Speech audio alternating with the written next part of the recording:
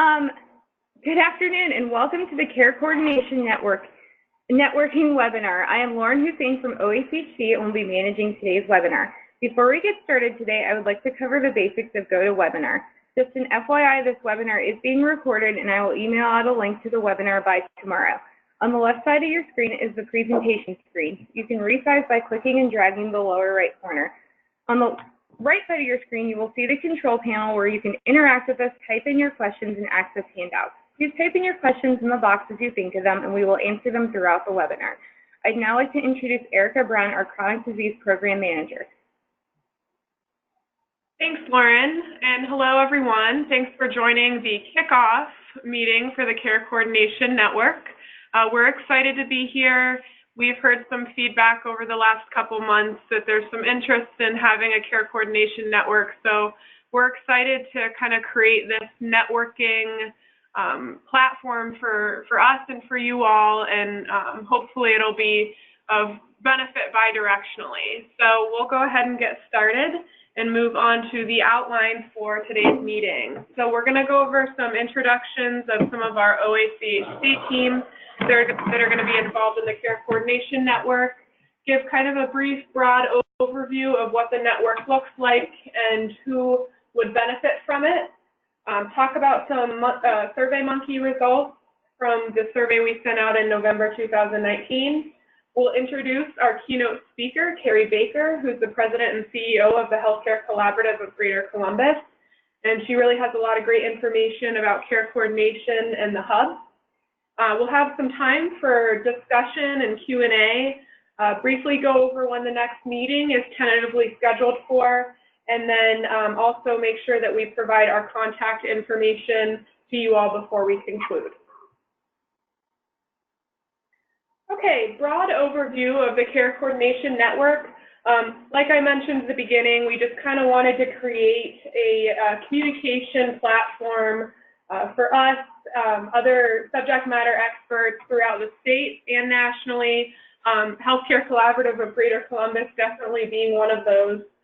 So we can share regulations relating to care coordination, best practices, talk about workflows and operationally what that may look like from you all. I think we can all agree that there are varying levels of functionality regarding care coordination just in the FQHC world throughout the state. So hopefully we can use this opportunity and this platform to connect with one another and help kind of overcome some of the barriers that we may face as we implement more care coordination-like activities. So in addition to that, with continued emphasis on chronic disease management like diabetes, hypertension, CHF, COPD, transitions of care, risk stratification, value-based payment programs like CPC, social determinants of health, and more, it's more important than ever that we kind of focus some of our efforts on care management and case management and optimizing the community health worker. So we're hoping that this quarterly series can benefit in that way. From a attendee perspective, we of course encourage any of your team members that may want to join.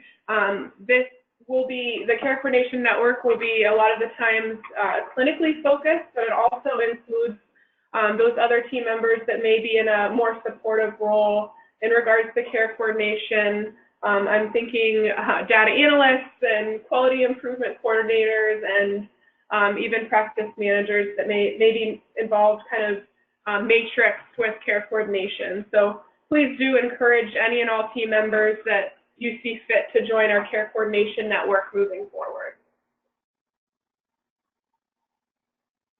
Okay, so we kind of created a little word cloud to kind of show some of the common themes when we ran the SurveyMonkey, and just kind of a little background. We wanted to get an idea from you all where to kind of start with this Care Coordination Network, and we wanted to understand where you currently sit from a workflow perspective.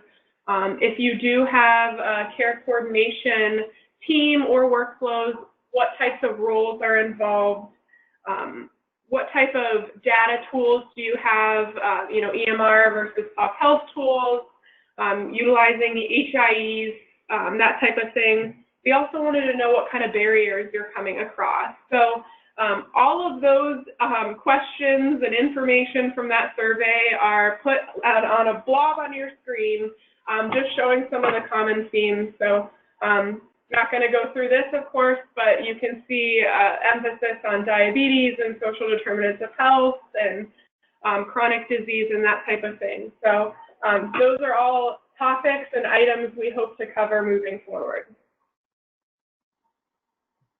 I thought it was important to also point out some of the barriers that were identified from the survey, and if this slide looks busy to you, then it's doing our barriers justice, because there are quite a few and they can be quite frustrating.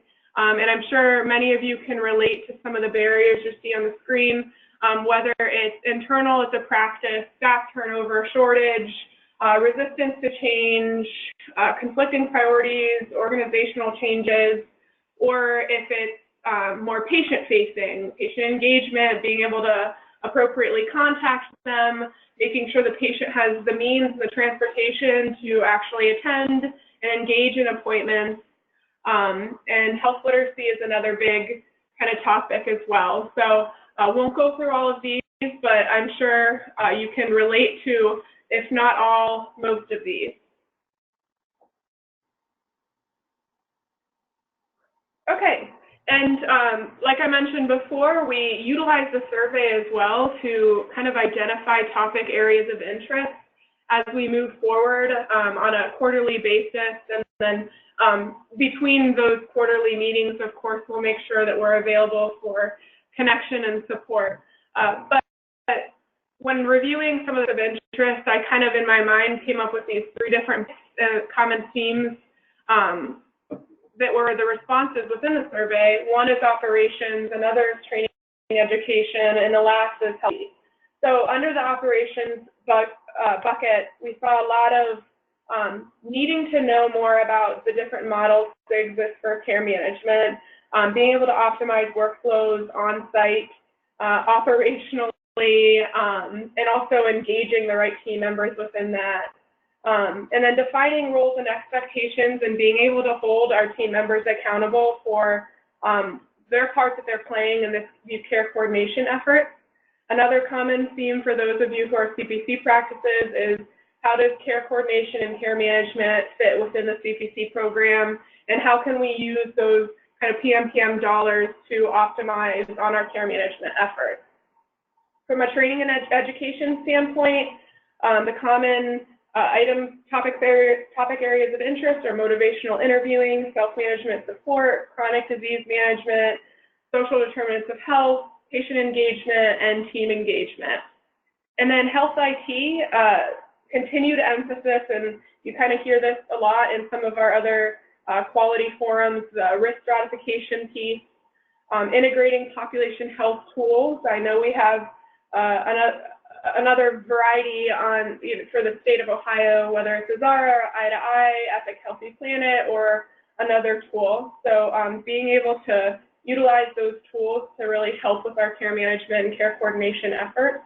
And then template design within the EMR. So instead of the free-form texting and guessing what needs to be covered during a visit or a care coordination outreach, being able to really optimize those so we have efficient loads within our EMR to support our team members that are involved in those workflows. So with that being said, we have, before we introduce Carrie Baker, and I'm very excited to do so, we do have a poll that we would like our attendees to complete. This is going to help Carrie kind of understand her audience as it relates to some of the services that are offered at your FQHCs. If you could, please, I believe Lauren is launching the poll now.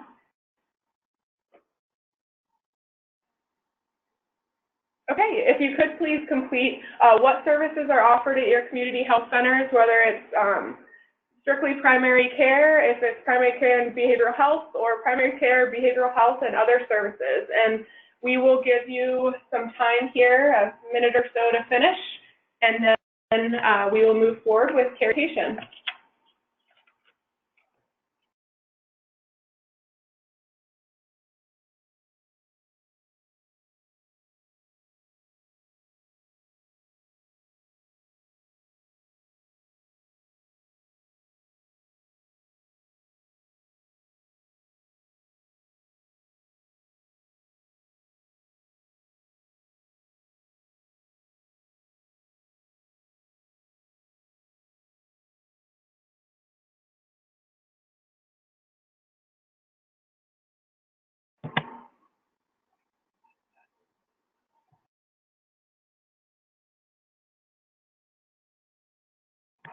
Okay, we're going to close the poll and we're going to wrap up just a few seconds on our side, and then we will get moving here.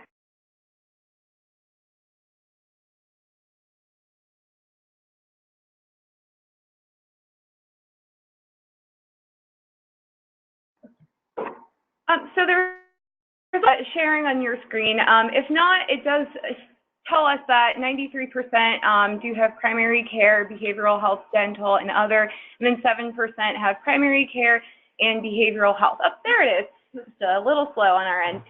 So there is the results of our poll. So thank you everyone who responded. And that gives Carrie a little idea of who her audience is. So we appreciate your engagement in that. All right, with that, I'm excited to introduce Carrie Baker, who is the president and CEO of the Healthcare Collaborative of Greater Columbus. And thank you, Carrie, for joining us and kicking off our inaugural Care Coordination Network meeting. Thank you all. I'm so excited to be a part of your kickoff. I think it's fantastic work that you're doing. Good afternoon, everyone. My name, as was said, is Carrie Baker, and I've been in and around Columbus and statewide healthcare policy and quality improvement work since about May of 2001.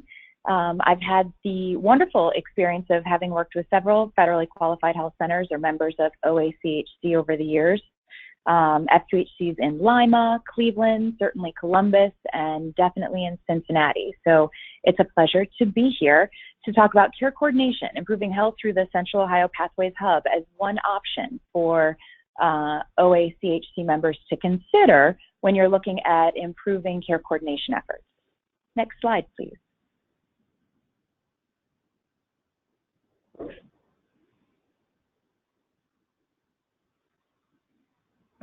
sorry, it's just a little bit slow, but it's getting there. No worries.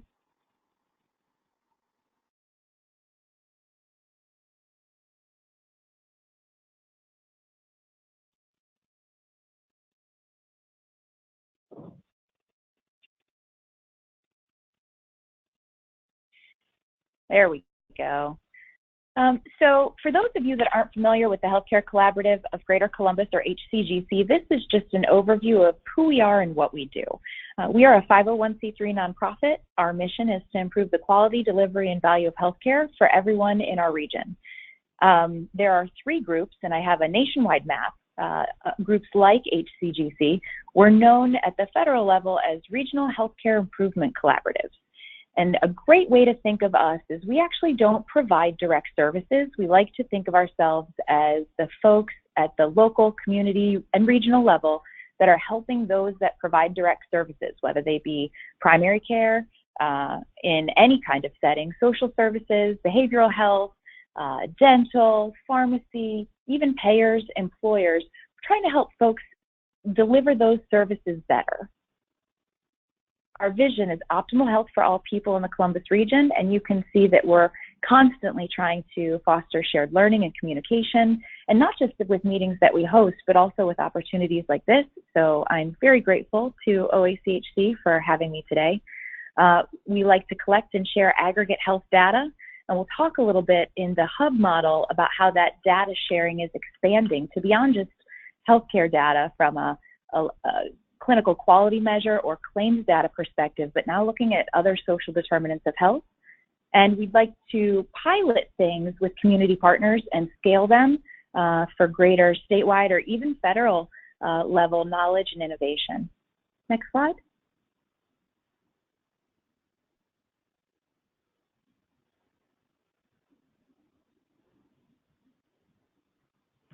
I'm going to try to share the slides from another way, so maybe it'll be a little bit quicker. So if you just want to continue on while I'm just doing a couple things behind the scenes. Sure, absolutely. So on the next slide, when it pops up, you'll see an overview, which is really just HCGC's strategic focus areas. So some of the things that we do to meet our mission and vision, we are actually out coaching for CPC Plus, not Ohio CPC, unfortunately, but CPC Plus practices.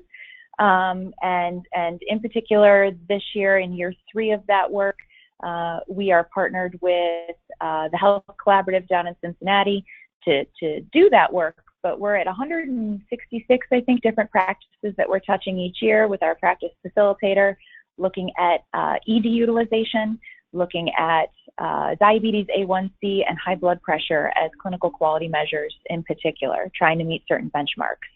I mentioned data. We collect from nearly now 180 practices in Franklin and contiguous health counties, clinical quality measures from varying groups, including behavioral health, our FQHCs here in the Columbus area, private primary care offices, hospital-owned primary care systems.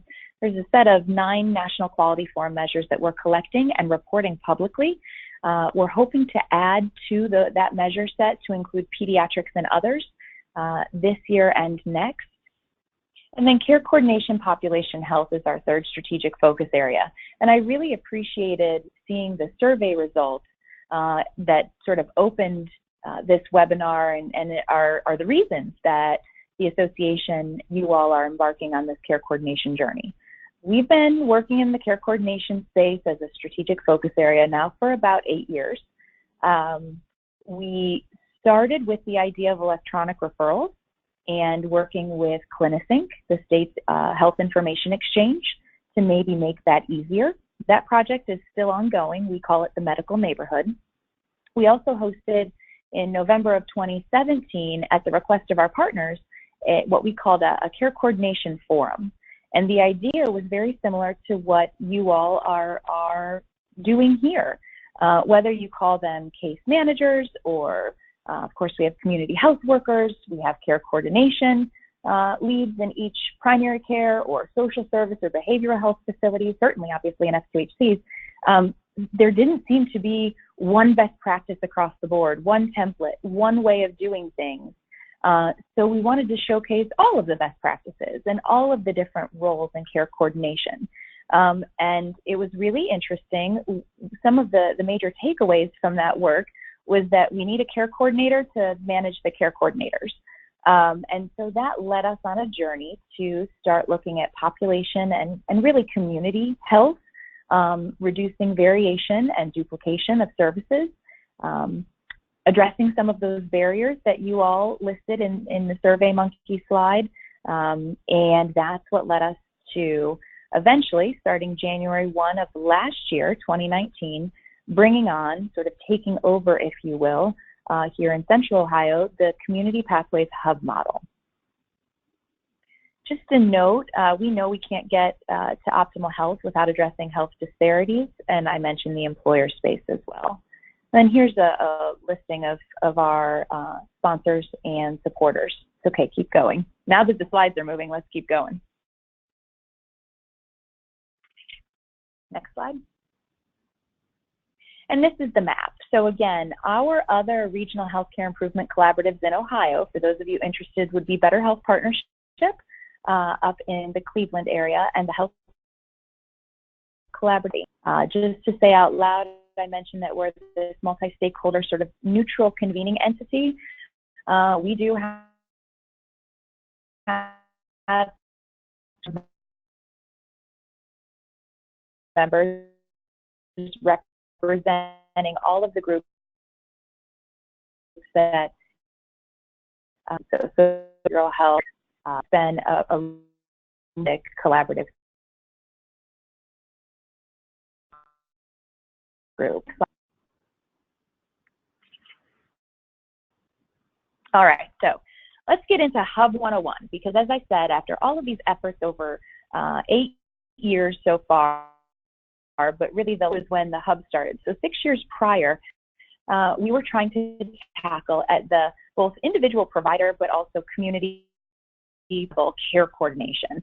And as I mentioned, we came up with the idea that we need a care coordinator to manage the care coordinators. As you all have probably felt or seen, our payer services, you all have care coordination services. We've got home visiting, we've got social services, and there are so many people trying to do the best work with our patients' lives that often patients sometimes feel overwhelmed. And we as various providers don't know who's on first or what's happening with our patients. Next slide. Just to say out loud, I'm not going to play the video here, but when the slides are released, I wanted you all to have, it's about a 5-minute video that explains the model, the Community Pathways Hub model that I'm about to go over. And it is available at www.pchi-hub.com, I believe, and I have the web link also at the very end. Next slide.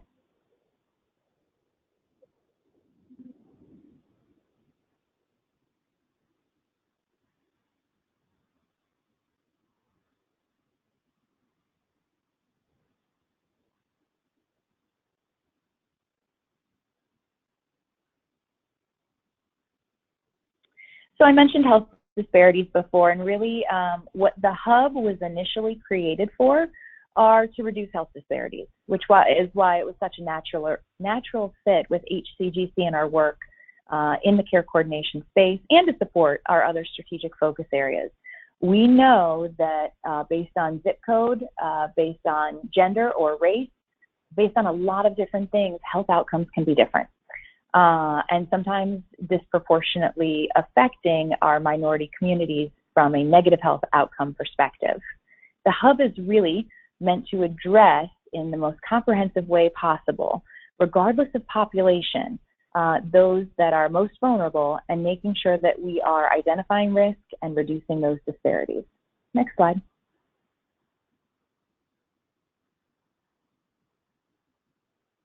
All of you know this.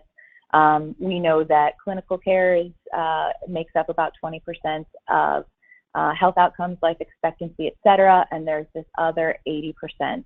I think you all as FQHCs and community health centers across the state know this better than anyone, so I'm preaching to the choir. I think when I see the survey result or the poll result that a vast majority of you are providing all of these varying services, dental, behavioral health, primary care, and others, sometimes pharmacy, all under one roof, and or taking your services out to schools and community partners. I know that I don't have to do too much explanation on the social determinants of health piece. But the whole notion behind a hub is we've got folks from a clinical setting that are seeing their patients, and yet we're not meeting, whether it's clinical quality outcomes or utilization and cost measures, we're not getting to the other 80% as well as we could be of what makes up a person's life expectancy and their health outcomes. Next slide.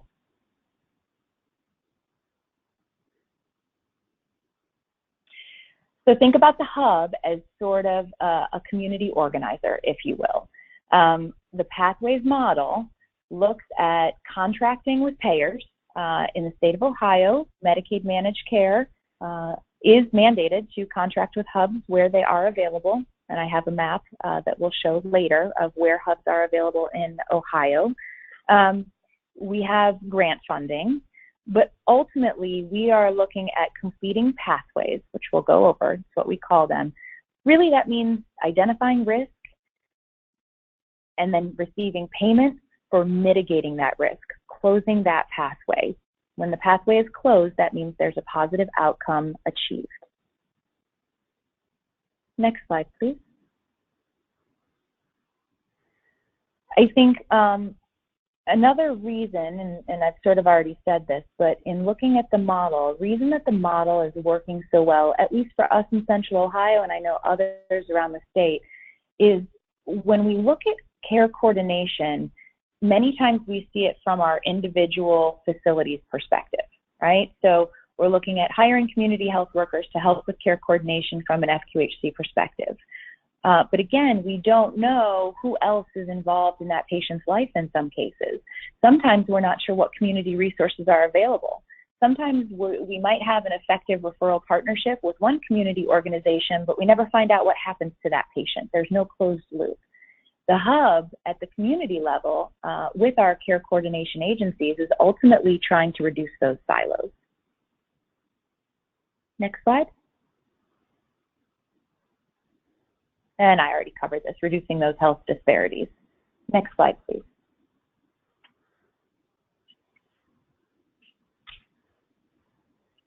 So, getting into more of what the hub is all about. The whole idea is that the hub will contract with both the payers on one end and care coordination agencies on the other. We'll go through who can be a care coordination agency and what their roles and responsibilities are. But basically, those care coordination agencies are the ones that are employing community health workers. Those community health workers are out in the community. They are canvassing. Sometimes they're in clinical spaces. We do have 2 FQHCs here in our Central Ohio hub that are care coordination agencies working this model with their community health workers. The idea is that they're finding patients, and when they find patients, whether it's a walk-in to a clinical appointment or at a community event, the community health workers are performing a comprehensive risk assessment. They're assigning pathways based on those risks. There are 20 pathways, and you'll see those here in a moment. And then we are tracking and measuring how the client is doing in achieving the goals that each pathway has defined. Next slide, please.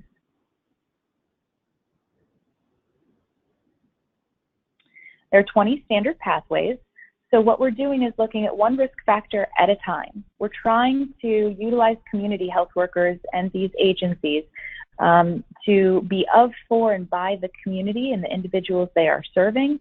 We are trying to make health goals, health outcomes, or really life goals or life outcomes easily digestible, more easily attainable, trying to create that trusted relationship, helping a client realize they can do it, right? And part of that is having pathways that are open, that are specific and yet broad. So when the pathway is completed or an outcome is achieved, we call that a finished or closed pathway, and there's payment. When the outcome isn't achieved for whatever reason, we call that a finished incomplete pathway. Next slide.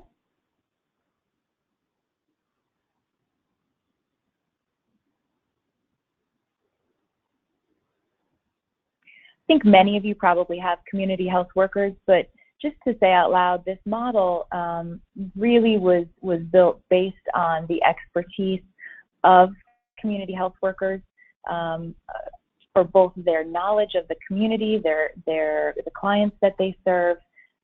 Many of our community health workers speak multiple languages. Many of them are neighbors to clients that they serve. We have a couple that actually received hub services in Central Ohio and then went on to get CHW certification and became community health workers. Next slide.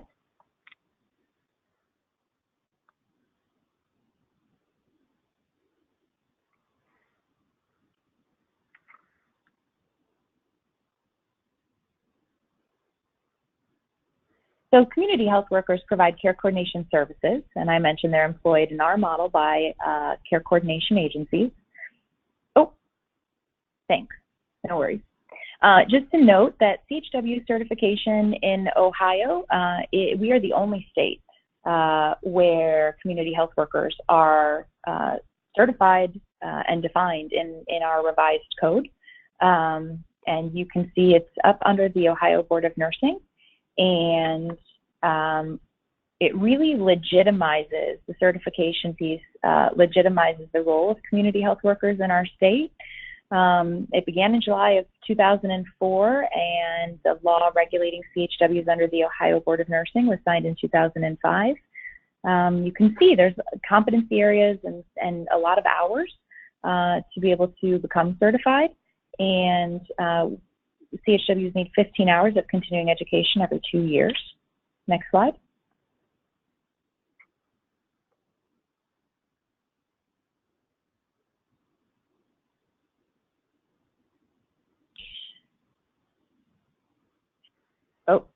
I think we went one too far.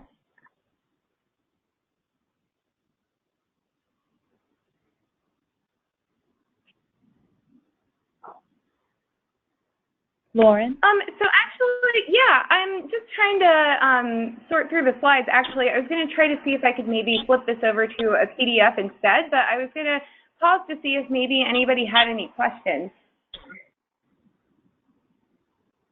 Or Erica, if maybe you had any questions or comments. I don't at this time, but I think it might be a good time just to pause and see if we have a better way of uploading this presentation. I'm so sorry, Carrie, that we're experiencing some technical difficulties here. Not a problem. I completely understand.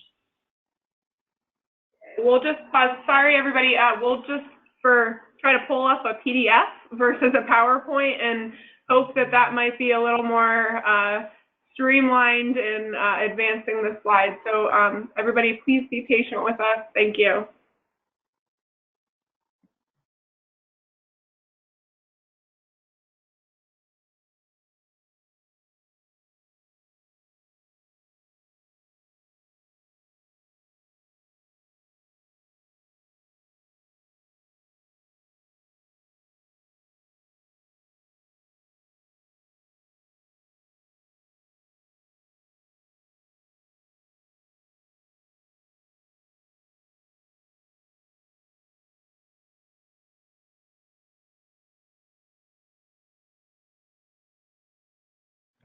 So we do have a question.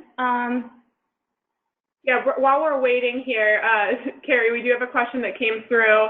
Sure. Can we have our current staff go through training to be community health workers, or is the community hub something we refer our clients to? So that's a great question. You can do either or both. So we'll talk about our model here in Central Ohio in a moment. With the Community Pathways Hub model, if you would like to be a care coordination agency as a community health center and you want to join a hub, let's say, you don't have to have certified community health workers right at the get-go. So you could have a case management or a care coordination staff member who's operating very much like a community health worker, right? And you would make the commitment to get them certified, and you would establish a time frame with the hub staff to get that person certified as a CHW, and you you could then utilize staff as CHWs in the hub model.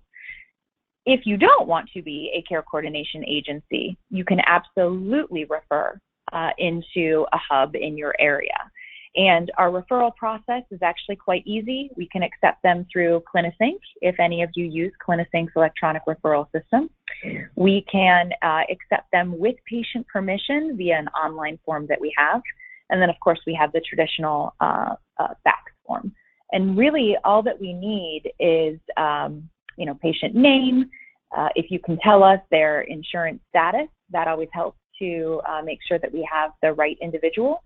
And best way to contact and contact information. I'd like to go back, if I could, to the community health worker slide with the bright puzzle pieces. One more. There we go.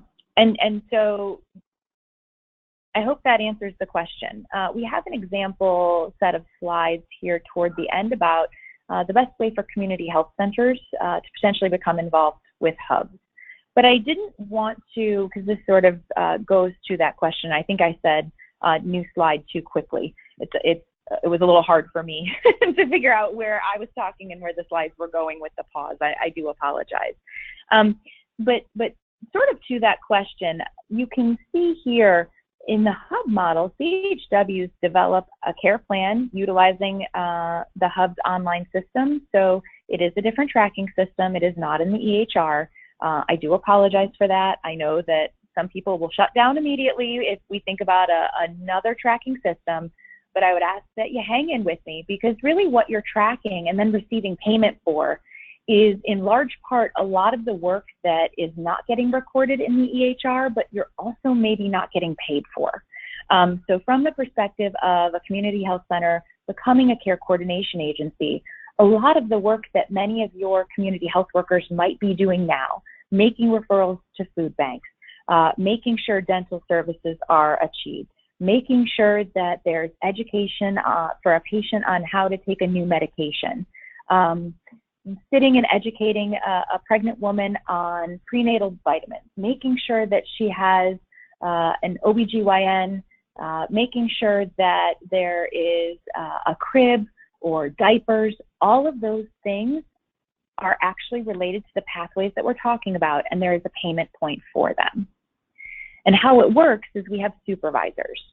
So our CHWs, most of them at this point, a year in, are either certified or working on that certification, but they all have a supervisor. Many of the supervisors are either master's level social work or RNs or master's nurse practitioners.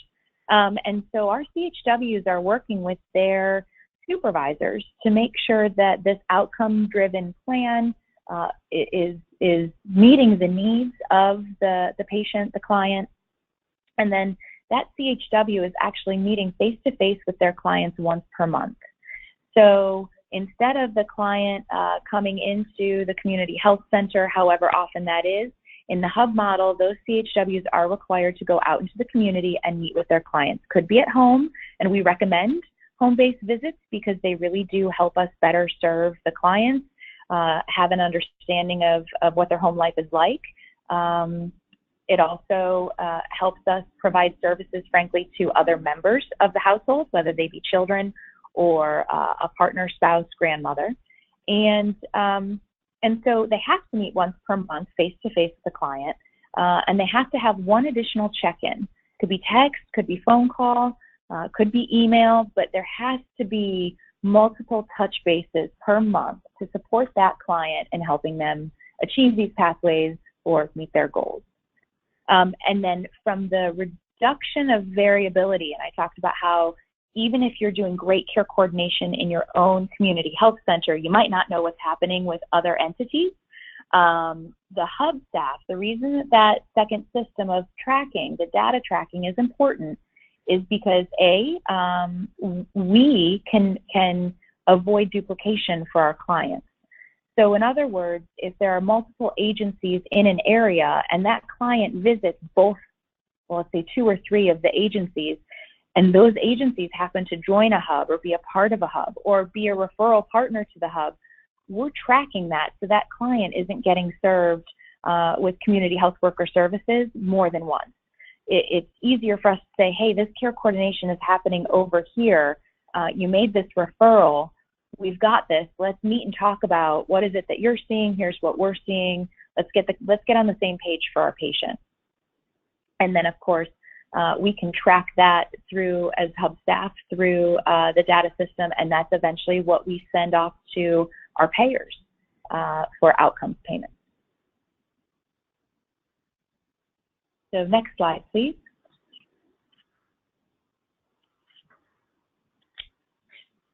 Talked about certification. We can move forward.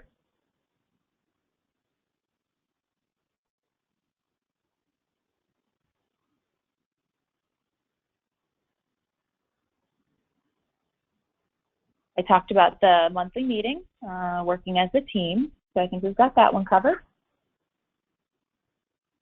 Next, yep, perfect. Pathways Hub staff. So that's us. And I talked a little bit about this just now. We're tracking that data to reduce duplication of services and ensure clients receive the most appropriate evidence-based services. The other piece to this that I will say is the data that we receive also helps us identify gaps in a community. So I have a slide that demonstrates this, but we can slice and dice data coming through our care coordination agencies to the hub, or HCGC in this case. We can slice it by demographic criteria. We can look at zip codes. We can look at adults with hypertension issues or other chronic disease management struggles. We can see, just as an example, that we have a lot of adults that happen to be minorities in Central Ohio that are screening positive with a high PHQ-9, and they are declining behavioral health services. We're not sure why yet, but it's not just the duplication or variation that we're tracking. It's also, again, at that community level and with our care coordination agencies and other partners in our region, trying to see where the gaps are, trying to see how can we make maybe stigma go away or support better chronic disease management. Next slide. So, getting right down to it. These are the 20 core pathways. They'll be undergoing, we just found out from the national group, PCHI, that certifies all hubs in the state of Ohio and across the country, that these will change a little bit starting in 2021. But for now, we are looking at adult education. So that is, say, if a client is looking to further education, perhaps get a GED, get an associate's degree, a bachelor's degree, etc.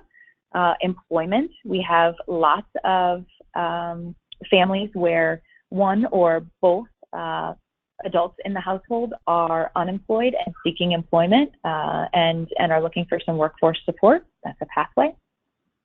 Health insurance is pretty self-explanatory. We get, it still baffles me. HCGC was started in 1999 as Access Health Columbus through a federal grant, and our whole purpose back then was to connect vulnerable individuals with health insurance where available and a primary care doctor. And I will tell you that two of our top pathways are connection of clients in the hub to a PCP and health insurance. We still have a pretty large population of folks that are uninsured. Maybe they churned through the system, maybe their eligibility status changed, but opening up a pathway to help them get health insurance where eligible is one of our top pathways. Housing. The housing pathway is for folks that need housing. We'll talk about social service here in a second. There is a housing assistance component to social service, which is different. Housing assistance is providing maybe rental assistance or energy assistance to stay in a current home. But as I'm sure many of you can relate to, here in Central Ohio, we have a housing crisis. And so we've got a lot of CHWs working on actually finding appropriate, suitable housing for clients. Medical home, I talked about. Medical referral, that would be a CHW and the supervisor and care team helping a client receive some sort of specialty care. We do medication assessment as well as management. Smoking cessation is a big one. Social service referral I mentioned. So what you might not see on here, I mentioned housing assistance. You might not see on here things like attaining baby basics, a crib, diapers. That falls under a social service referral. What's glaringly missing are two items: food insecurity and assistance, and transportation. Those are both under social service referral. So it's not that they're not there, but they are sort of lumped in under this particular pathway. So if an individual does need transportation assistance in a variety of forms, Uber, bus passes, specialized medical transportation, it would be a social service referral pathway. See behavioral health, developmental screening and referral for our pediatric clients, education, family planning is a big one for us, especially for our pregnancy eligibility clients. Once they are, hopefully, we have delivered a healthy birth weight baby post 37 weeks, they would transition into family planning pathway and postpartum. Immunization screening and referrals, also more in the pediatric space. Lead screening, pregnancy is its own pathway, and postpartum. I will say we have 3 eligibility categories, and that's just how we define populations, but ultimately we will serve anyone. So we do see uninsured, and we do see Medicaid clients, and we do see privately insured clients. We see those that are on Medicare. For those that we don't have a payer contract with, we consider them in-kind clients, but it doesn't stop us from seeing really anybody who comes through our door. For the purposes of Medicaid managed care, though, which I know all of you are very familiar with, the eligibility types that they pay for would be pregnant, which is self-explanatory, pregnant women, maternal, which is all women aged 14 to 44 and children in the home. And then the third eligibility category from a Medicaid managed care perspective is adult. That is 200% of federal poverty level or below, with 2 social and or medical risk factors. Basically, that's all males and women over 45 years old. Next slide.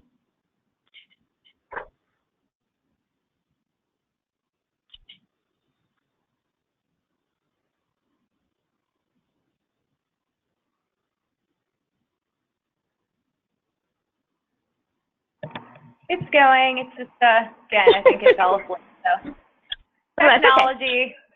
I get it. And honestly, the next one is just to let folks know that the model is national. So it's a list of logos of endorsers, the Ohio Department of Health and Medicaid, HRSA, CMS, IHI, AHRQ, National Institutes of Health.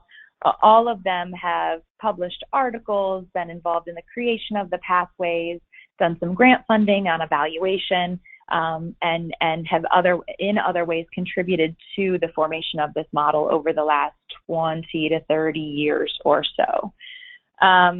Next slide is just one example of a published study on results. And here in the state of Ohio, hubs are most known, I would say, at the state level or across the state in their reduction in infant mortality rates. And so what you see here is just a published study of results. It was a collaboration between the Mansfield Hub. So there's Mark and Sarah Redding are the founders, if you will, of the hub model. They are in Mansfield, Ohio. They are still there and working more and more at the national level for the Pathways Community Hub Institute. But they looked at how the hub really had an impact on infant mortality. Looking at hub clients, there was a high-risk population for low birth weight, so 68% of the clients in this study were African American, 25% were 18 years of age or younger. There was 39% tobacco use among the population, 85% were single moms. And what we found is that there was a cost savings of $3.36 for the first year of life, or $5.59 long-term by having a pregnant woman and then subsequently her baby involved in receiving hub services. Next slide.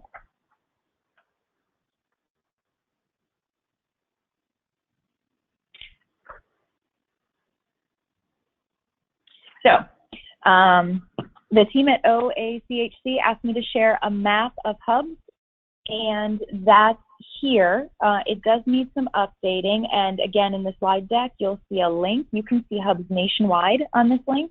The reason it needs updating is from the state perspective, while we do receive Medicaid managed care reimbursement, and we're sort of the only social determinant of health model, if you will, currently that we're aware of receiving that reimbursement. We also get Commission on Minority Health funding for pregnant women specifically. And the first round of funding is really to help start hubs across the state.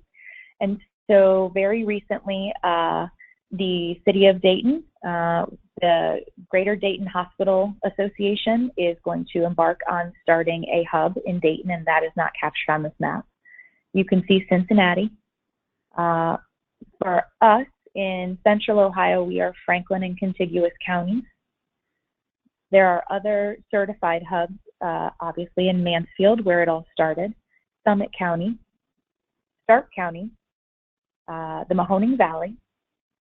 Our sister regional healthcare improvement collaborative, Better Health Partnership up in Cleveland is starting.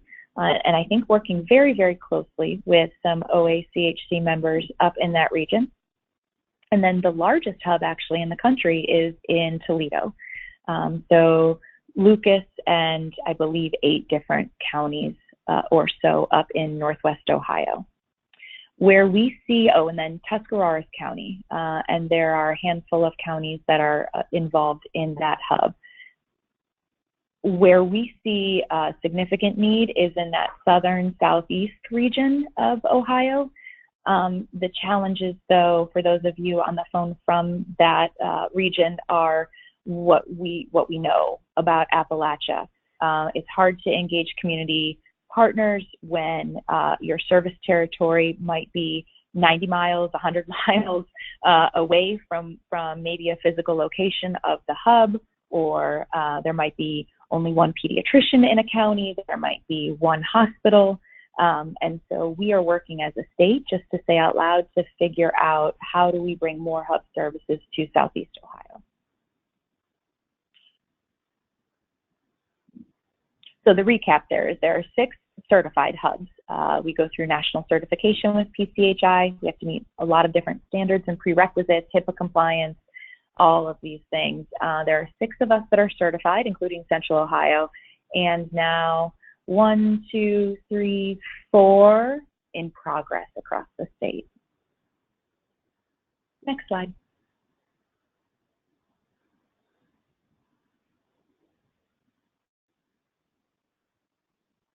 So here are some results in our first year. So the data that you're looking at is specifically for the Central Ohio Pathways Hub. You can see our care coordination agencies listed. Celebrate One is our infant mortality collaborative in Columbus. Columbus Urban League, Franklin County Public Health, Heart of Ohio Health Centers, and Primary One Health are both of our FQHCs involved here in our hub. Ohio Health, they have a mobile unit that's both primary care and maternal, pregnant woman specific health, and they are involved as well. Physicians Care Connection is a free clinic here in town, the Breathing Association, Urban Strategies, and Wellness First. Wellness First used to be called the African American Alzheimer's and Wellness Association and recently changed their name.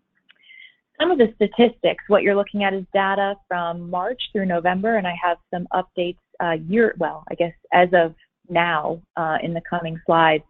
But in that first March through November kickoff of us doing this work at the hub, we had 530 clients enrolled for 3,673 pathways. You can see of those pathways opened, 2,129 pathways were completed. We say that, and we think of that as a source of pride, and some people have said, well, wait, why weren't 3,673 pathways completed? The way that pathways work, I said they're both specific and flexible. We don't get paid until that pathway is complete. So with a pregnancy pathway, as you can imagine, if we are hopefully and lucky enough to meet a woman in her first trimester, that pregnancy pathway and outcome payment will not happen until that baby is born post 37 weeks and healthy birth weight. If we do receive a high PHQ-9 score and open up a behavioral health pathway, that pathway is not complete until the client has had confirmed 3 behavioral health care appointments with a behavioral health provider. For housing that I mentioned, that pathway isn't complete until a person has been housed in a safe environment for 60 days, I believe, 30 or 60 days. And so that it's not just a referral system. While that's important, it is a confirmation and documentation that these pathways were closed, that these outcomes happened, that we saw a risk, and the community health worker and the care coordination agency did its best to mitigate that risk, and here's the outcome. Next slide, please.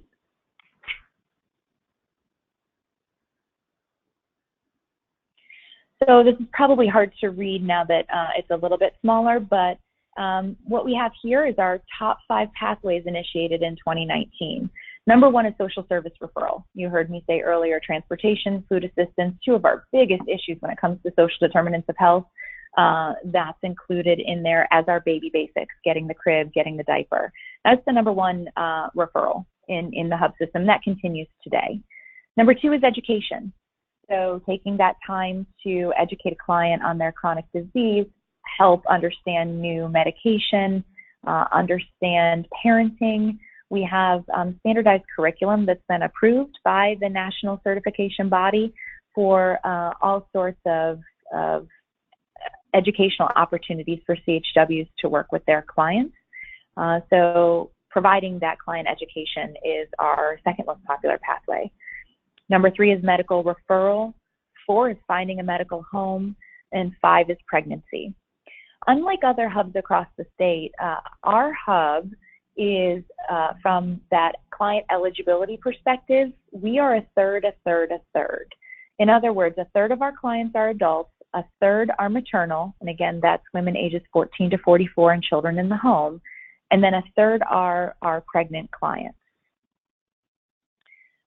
You can see that altogether our care coordination agencies, the 10, we house 10 families. It doesn't sound like a lot, but it was only in 9 months, and it takes an average of 63 days just to close the pathway. We had 166 pathways initiated in pregnancy, and we had 45 out of 54 live births post 37 weeks at a healthy birth rate. This last point here is something we're working on in 2020. For medical referral, we're finding that dental services are the number one sort of specialty, if you will, that clients need. And so we were able to complete 124 of those in 2019 as of November. Next slide. And this is just, we track with all of this data some key measures and growth. So what you're looking at here is just a look at how exponentially our hub is growing, both when it comes to number of CHWs that are engaged, number of agencies that are engaged, the pathways and clients, that red and orange line, they just keep growing. Next slide.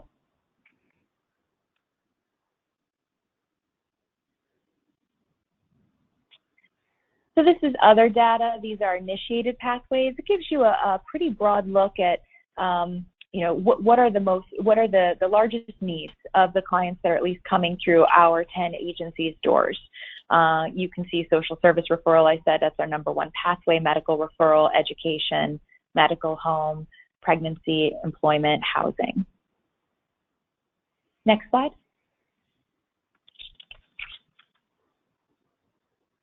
This just takes a look at the completed pathways. So again, some of our pathways do take much longer to complete. Education, when you complete an education pathway after spending 15 or 30 minutes talking with a client about, like I said, their chronic disease, that one's considered completed. Social service referral, get somebody over to, in our case, the Mid-Ohio Food Bank. Those are fairly easy. The tougher ones, the ones that take longer, obviously pregnancy, housing, health insurance, and sometimes medical referral. Next slide. Wanted to share this with all of you because I know OACHC members do such a fantastic job in the Medicaid space. We also, a majority of our clients, as all hubs, but in particular our hub, are Medicaid eligible or Medicaid covered. But you can see it's about a 60-40 split. In-kind was at 43 in November. We've decreased that a bit. Just to say out loud, I mentioned in-kind could be those that are working a health insurance pathway but haven't yet been accepted. They could be our foreign-born neighbors who aren't yet eligible for Medicaid based on documentation status. They could be privately insured. We actually see quite a few employed individuals that wouldn't fit federal poverty guidelines for Medicaid that are still in need of hub care coordination services. Next slide. So this is just as of last week. We are up to well over 600 individuals in the hub, and you can see nearing, well, I don't know if you can see that, it's pretty small, nearing 5,000 pathways, pathways initiated, and nearing 3,000 of those being completed. We've had 773 pathways that aren't complete, and when I talk about data, the other piece of this is our CHWs track why they weren't complete. Perhaps it's that the client opened up a smoking cessation pathway, but lost his or her job around the holidays and started smoking again. It could be that there aren't community resources available, but it's just another data point that we track and can share back with the community in the aggregate. Next slide, please. So I mentioned well over 600 clients. We're at 643 started to now, so that's since March. And I mentioned nearly 5,000 pathways initiated. We have the capacity based on 34 community health workers, 15 supervisors among our 10 care coordination agencies in the community. We can at any time be serving at least 1,020 active clients. We recommend, as a starting place, about 30 clients per CHW. And that's not a hard and fast rule. That doesn't mean that you have to always have 30 or never go above 30. But each client is different, and we try our best to decrease burnout among our community health workers and their supervisors. An adult that has some social service referral needs, transportation, food insecurity, maybe help finding employment, is a bit different than a high-risk pregnant mom with 3 kids at home and no house. So when I say at home, I mean in a shelter. And so we really do rely on the expertise of our agencies, the CHW supervisors, and the CHWs. But if we look at just a 30 client per CHW active client status recommendation, we could be seeing more clients than we are yet.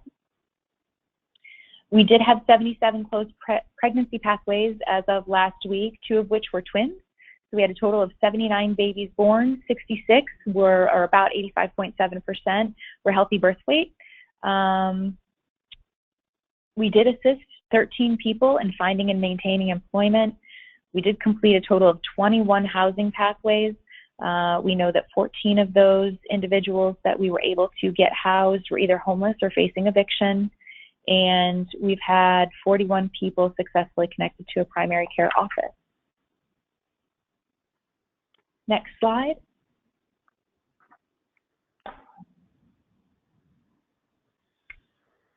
On successful birth data points, I mentioned the 77 closed pregnancy pathways. I think this is pretty well understood by everyone on the phone, but when we looked at our low birth weight babies to say, okay, what's the quality improvement opportunity here? How can we get better at this? While we're proud in less than a year having an 85.71 healthy birth weight rate, what we're seeing is that timing really does matter. The earlier we get to our pregnant women to help support them through the pregnancy, the better. Our low birth weight babies that came to us, we think has something to do because we found the pregnant woman and started working with her less than a month before delivering. I've mentioned we're completing the baby basics, housing and parenting, education, social service pathways. Just to say out loud, our demographics from a pregnant woman, but actually all populations perspective, are around 17% non-Hispanic white, 70% non-Hispanic black. We've got about a 10% Hispanic population and 3% other.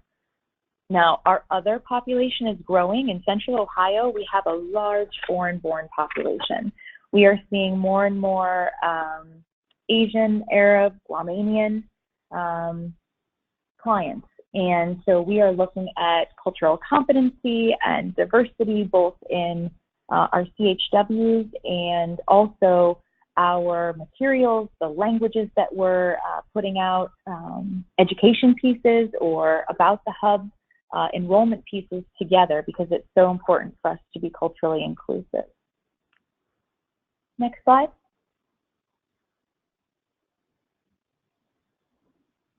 So our in-kind payer sources, just to take a moment to talk about why I think we're here talking about care coordination through this vein. And I said at the state level, we talk a lot about infant mortality and the role of the hub in that. And it's certainly something we are working on, right? And obviously important for a variety of reasons. But because our clients are coming in a third adult, a third maternal, and a third pregnant, we're also working with other partners on very specific chronic disease type projects. So the Komen Foundation, they identified through their data that they are not reaching minority women fast enough to get mammograms, education on breast cancer. They are seeing, their data set shows that in Ohio, they are seeing minority women in stage 4 situations and then unfortunately dying more quickly than white women. And so we have partnered to get the word out, make sure that women, where applicable, are, especially our low-income and minority populations, are aware of breast health screenings, aware of and receiving mammographies. And I highlight women, but actually men too. So we don't discriminate based on gender in this work with Komen. One thing that we are extremely excited about, we are about 6 months in, is ending theft and recidivism. So we have a partnership here with our city attorney's office. Zach Klein is his name. We have established a program and piloted it for about 6 months. We've had about 40 people go through. What happens is if somebody is caught stealing in a big box store, so a Walmart, a Target, a Home Depot, and it is their 2nd through 10th time, they already have a first-time theft diversion program. So we couldn't start with first-time offenders. But if they were seeing that people were coming back over and over again with theft issues, especially from big box stores. And so they contacted us and said, we've got a dad who was stealing diapers for the 3rd time from Target. We think that rather than prosecuting this gentleman per what we have at our disposal via the law, really what he needs is some care coordination, some help navigating services, some help getting diapers where he doesn't have to steal. And so we embarked on this journey. We have a community health worker from one of our care coordination agencies who each Wednesday sits at the courthouse, the Columbus Courthouse downtown, and takes referrals for those folks 2nd through 10th time of theft, and takes recommendations from the prosecutor about what they see on the case file that could be addressed, whether it be food insecurity or adult education or behavioral health, as you can imagine, is a big recommendation for the hub and the community health worker to address for those clients. And they have 6 months. If they complete their pathways and work with the community health worker in meaningful and documented ways for 6 months, there's a report given to the city attorney's office, and the case is expunged. They are not criminalized for that theft. And so in those 6 months, we've had about 40 people come through. Only one person, they of course have a choice. They could go through and go through the court route, or they could join the hub as a client. And we've only had one person decline joining the hub. Just to say out loud in terms of the breadth and the depth and the population served, I think all of us anticipated in this pilot that we would be seeing a low-income, predominantly male group of clientele. And actually what we're seeing is that of those 40, 2/3 are females of both races that have jobs that are privately insured. And they are getting caught committing a crime of theft in a big box store. And so I say that because many of those then become, in our world, in-kind clients because they have jobs where they are offered health insurance, frankly, where they're making over $60,000, $65,000 a year, our data is showing, and yet there is still a need. And so I think it's important that when we talk about vulnerable populations and health disparities, what we've learned from this project is actually many of these women are first generation out of poverty and still have some longstanding trauma. And so we're working with our behavioral health providers in the community to get them the services that they need.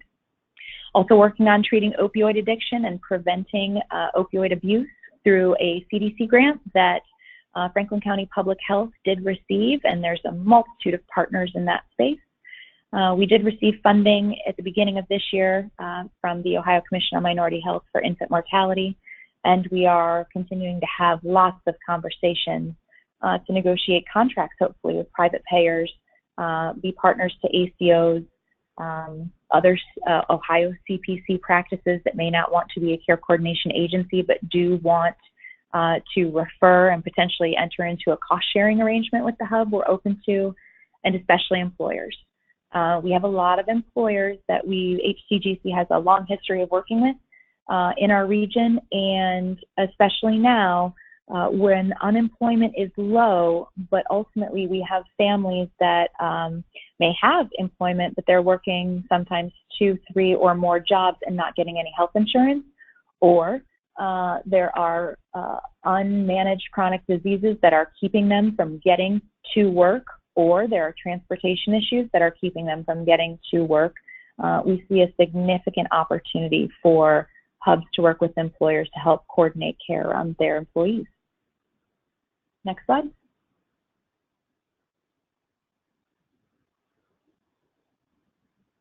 So this is some of the data that I was talking about. In green here, you can see zip codes in our region where there are 4 or more adult hub clients. And the orange spots are folks that are giving, so primary care practices of all varying types, giving us data in our quality transparency project. So those 8 or 9 NQF measures that I said HCGC collects, a majority, vast majority of folks in Franklin County that are operating in any kind of primary care and, frankly, behavioral health setting are giving us their data. So what we wanted to do is see, okay, are our hub clients connected with or have access to primary care, right, in or nearby where they're at? You can go to the next slide.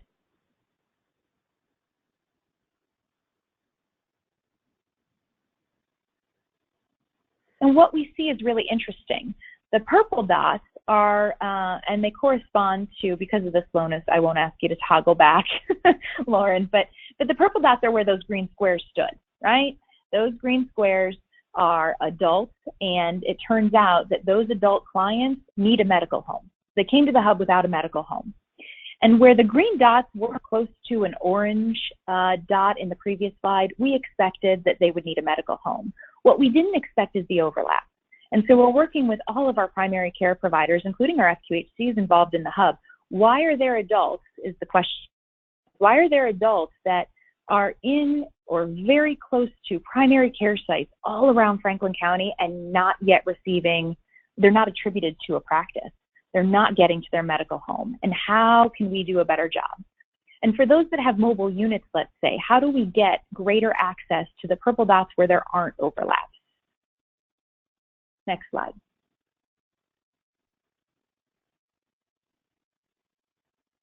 This is just a look at chronic conditions. Basically, hypertension is the highest that we see among our adult clients.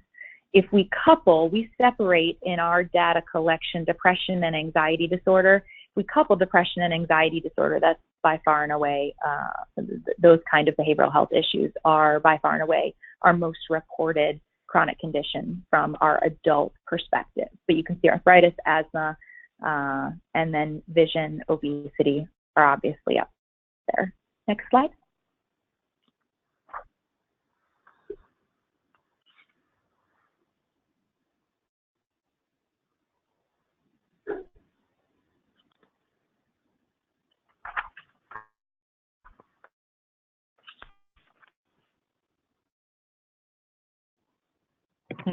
Sorry, it is. Okay.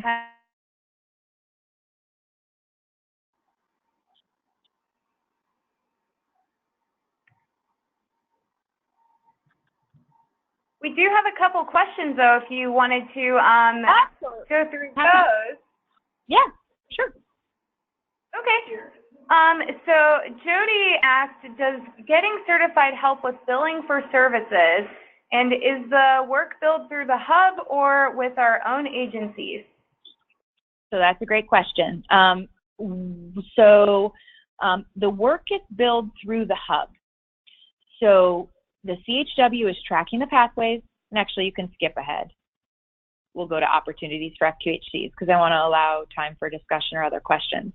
But in our database, if you will, our tracking system for the hub, and really all hubs across the state. Currently, there's one vendor, and it's called Care Coordination Systems. It is mobile, so our community health workers go out with their tablet or laptop. It is cloud-based, so there's a lot of good reasons for that from a high trust HIPAA compliance perspective. But our CHWs are tracking all of the information within CCS, and things like the enrollment checklist.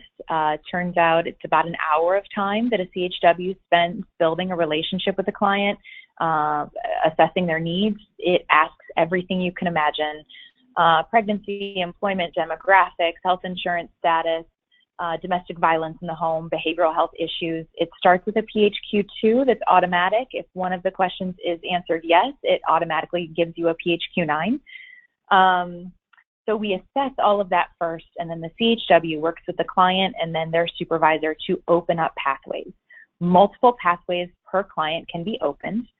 The biggest piece of pathway agreement, if you will, in developing this plan with the client is making sure that the client wants to do it. When we think about client engagement, what's so, I think, special about this model is the relationship between the CHW and the client. Nobody's there to force the client. They're there to be a resource, to make recommendations, and of course to track outcomes and celebrate. But the client has to want to do it. So all of that's tracked in the system. The supervisor signs off in each step of the process on some of this tracking mechanism, and then that data comes to us as the hub.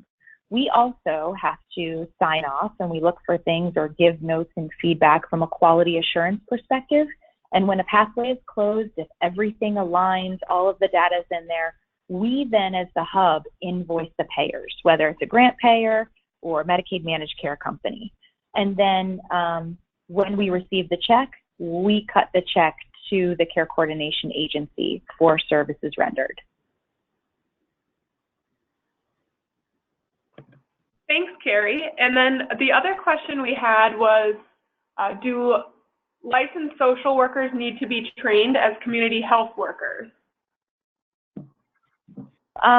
So we do the national, and I forgot the certification piece. So you do not have to be a certified CHW to receive payment in this model. But at the national level, right, when we as the hub are certified, we have to demonstrate that our care coordination agencies and our CHWs, or those operating like CHWs in the system, are on a path towards certification in order for the hub itself to be certified. And the hub itself needs to be certified, at least in our state, to be able to negotiate with Medicaid managed care for payment. So while CHWs don't need to be certified for payment, the hub does need to be in that process to negotiate contracts. So I forgot the certification piece. In terms of LISWs, we have several LISWs who are operating within the hub. They are coming to our monthly meetings. So as a hub, we pull together our 10 agencies, 34 CHWs, and 15 supervisors once per month. It is mandated. We go through data, we do quality improvement, we offer continuing education, we bring in each of the payers, whether they be grant funded or Medicaid at this point. We brought in the US Census Bureau. We do a lot of professional development, anti-burnout kinds of activities. We share community resources. We have found CHWs, in terms of navigating systems, learn best from each other. So we have several LISWs in our network operating as CHWs, but they do have a plan to become certified. Okay, great, thank you. So we don't have any other questions at the moment. If you wanted to continue on with your presentation. Sounds great. So I think just to sort of drive this all home, I wanted to offer, because it's a lot of information, you guys have been so patient, but I did want to share where FQHCs can fit into all of this. So Community Health Center can refer to a hub, as I mentioned. You can accept referrals from a hub, and you can be a care coordination agency within a hub. So really, I don't mean to be overly broad, but there are lots of ways that community health centers could get engaged in this type of model. Next slide. I did want to give a case example. So the idea that, let's say as a community health center, you want to be a care coordination agency within the hub. And as I mentioned, Primary One Health and Heart of Ohio responded to our request for proposals to be a community health or a care coordination agency. They had already employed community health workers. And so I thought it would be helpful to give an example of what that looks like from a client perspective. So let's say in walks to your community health center a patient. She's a pregnant woman. She arrives at the clinic with 3 children. She lives with her partner, is not married. What would happen if you chose to be a care coordination agency within the hub would be that, well, what has worked best, at least in our region, is that whatever screening tool you might be using as a community health center now for identifying social determinants of health, we wouldn't ask you to change it, right? If you don't have one, we would ask you to implement one, just so you know which clients should probably be best served by your community health workers in the hub model, and which might need a simple transportation voucher, right? But when you screen, in this case example, let's say that you find unmanaged diabetes in the family, maybe from the partner or from the pregnant woman, God forbid, no transportation, high PHQ-9, no medical home for the children, let's say this is first visit, partner just lost his job. And you find all of this out in the course of your intake or your clinical visit. Next slide. So what we would do, or what we have done here, is that that client is then referred to the community health worker same day and becomes an enrollee in the hub. Now, depending on clinical load, schedules, busy days, sometimes that initial enrollment will happen at the community health center, at least for that pregnant woman, maybe for her children.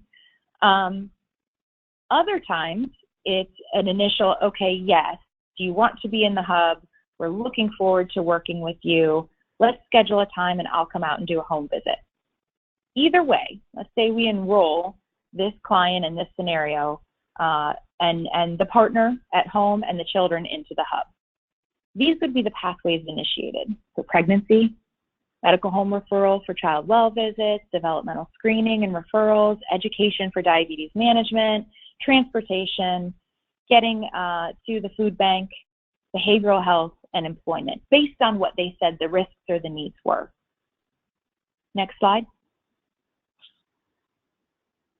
So what I did here is just from a dollars and cents perspective.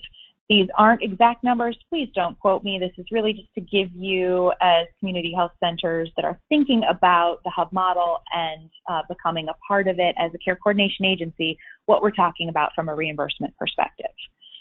So enrolling, let's say on average is about $150. You did 5 enrollments for pregnant woman, partner, and 3 children. And that's your total for those 5 enrollments, $750. Medical home referral for child well visits, if they happen within that first month, you're looking at $210 in reimbursement. Developmental screenings are at $20 from a reimbursement perspective. You did 3 for the kids. Let's say they all happen in the first month. There's your $60 pay point. Education. You can do up to 3 education pathways per month. And let's say you did 6, right? I'm just giving you these examples as a maximization of the pathways and the reimbursement. At the end of the day, what I'm suggesting here is Medicaid, as we all know, is not like the world's best payer. But I think for many of you in your circumstances, you could be doing a lot of this anyway, and it could be money left on the table that the pathways could help you recoup. It might not be $1,380 or $1,383 in 1 month. It might be more. When a healthy baby is born to that client at post 37 weeks, there are pay points depending on the payer of $200 to $400. The goal would be, though, if you're looking at how to sustain community health workers in your community health center, at 30 clients, right, per month, which we recommend, if you're somewhere ballpark this kind of case example for a family, it ends up paying for the community health worker from a reimbursement perspective. And so I go back to what I said earlier from an HCGC mindset. In working with care coordination, I think one of the largest barriers is that there isn't a sustainability plan in most cases. Many folks, probably some on this call, are engaged in care coordination activities, maybe with community health workers, maybe with social workers, all kinds of folks, and you're doing it because it's the right thing to do. But your Ohio CPC dollars might not be reimbursing you for even just the cost of that individual that's doing extra care coordination. You might not be getting as comprehensive care coordination in the employment or adult education, attaining the GED kinds of ways that you could be.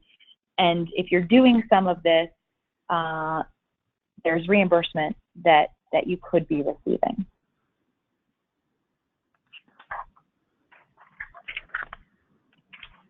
So with that, I think we go to the next slide. It should say questions, comments, and feedback. There we go. I know I already answered a couple of questions, but I'm happy to take more. And again, I'm so grateful for the time and the ability to present with you all. Thanks, Carrie. This information has been awesome to learn. And I think the reimbursement is just kind of like, why wouldn't you type of thing. I know just looking at our attendee list, we have some health centers that do have community health workers incorporated and some do not. And so I think, you know, in my mind, this is kind of like gets the ball rolling to incorporate them, or at least start those conversations to incorporate them a little bit more on the FQHC site level. Do you have any other comments in regards to those who are thinking about incorporating community health workers? No, I mean, I think it's twofold. I think that at least what we're seeing is the Pathways model allowing for a very successful scope maximizing reimbursement strategy for those that employ community health workers. And frankly, I mentioned we have a couple of community health workers that were actually served by community health workers as hub clients that appreciated it so much they went on to become community health workers, and now they're giving back. So there's also, you know, I think a workforce development kind of strategy that I appreciate, and I think it's exciting. I think that we, generally speaking, in health and healthcare, all want to do really, really well by our patients and our clients, but the systems are so big and they're so difficult to navigate. And so the idea of a community health worker that goes into the home and that isn't just addressing pregnancy or food insecurity or transportation in these various silos, but really can help an individual meet all of their needs. And they get it from a cultural competency way because in some cases they've lived it, or they live down the street, or they speak the same language. I just would really encourage, even if it's not through a hub, folks that haven't explored that role to do so. Thanks, Carrie. We'll give it another few seconds for some questions to come in. I know we kind of asked throughout because we were having some technical difficulties, but we appreciate your answers nonetheless. We will advance to the next slide and show your website information as well. Thank you. And there's a lot of different information, including an RFP. So unfortunately, we sort of took over this model from our United Way of Central Ohio, who sort of incubated the hub. And when I say take over, we basically restarted it. So some hubs have enough funding where if you would like to become a care coordination agency, there is funding associated with that. We didn't have that luxury. So our RFP is specifically looking for agencies that have community health workers and folks in a community and or folks serving in a community health worker like role, care coordination role, that would be willing to take on this hub work, including the technology and tracking system. And you can see all the different criteria on our website. If you go to that pchi-hub.com, you can see all kinds of evaluation studies, like I said, where the hubs are across the country, and probably get more information than what I've been able to share. But good luck to you all on the Care Coordination Network journey. I'm interested to see how it goes for you and any lessons learned, and I appreciate being on this first kickoff webinar. Thank you. Thanks, Carrie. And I just wanted to let you know a comment that we received. Somebody had to jump off a little early for another meeting, but very complimentary of the information you provided. And I really think this gives a lot of ideas to our health centers as they continue to think about ramping up care coordination and care management. So a lot of awesome information. We're super thankful that you could join and kind of kick us off. So thank you so much. Absolutely. Thank you.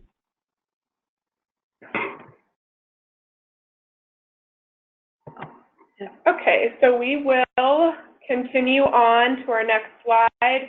We did have a discussion slide set aside, but Carrie did such a good job in her presentation that she answered all of that information via her PowerPoint slides. So we'll get past that and just let the group know if you do have any questions for Carrie, please feel free to reach out to us. And we're happy to post through and communicate those through to Carrie. And then in addition to that, we would love to hear, moving forward with you all, what types of topic areas of interest you may have moving forward for this care coordination network, whether that's risk stratification or population health management. If you could take a minute or so and type in some areas of interest into the box, we'd be really grateful for your feedback. And we'll give you a few seconds here, and then we'll move on to our last few slides.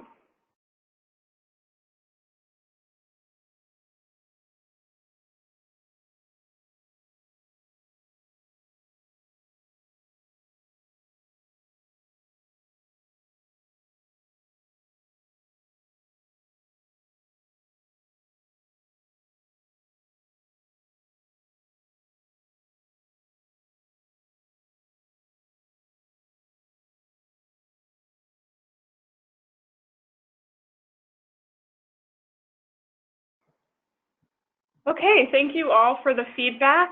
Continue to pour them in. We will be recording these, the questions and the topic areas of interest for our, as we move forward and plan the next networking meeting. So as you do see on your screen, the next Care Coordination Network planning meeting is scheduled tentatively for April 2020.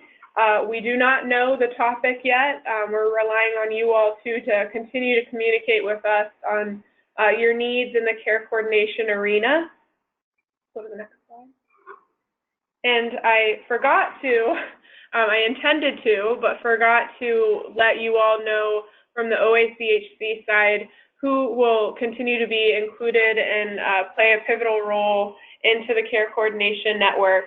And those team members are Dr. Dana Valangian, who is our Chief Medical Officer, Ashley Ballard, who is our Director of Clinical Quality, and myself as the Chronic Disease Program Manager. So we'll be kind of the organizers for future care coordination networks. And then also wanted to point out, in the meantime, we'd like to, of course, continue to keep these conversations rolling and coming. And if you have ideas or you're struggling with something in relation to care coordination, please do not hesitate to reach out to us. A lot of the times we're aware of different workflows that are happening in other F2HC sites that may be of benefit to you all. So please continue to communicate with us. And it looks like we do have another question pour through. Should I send an email with questions to ensure I understand the hub and closing gaps?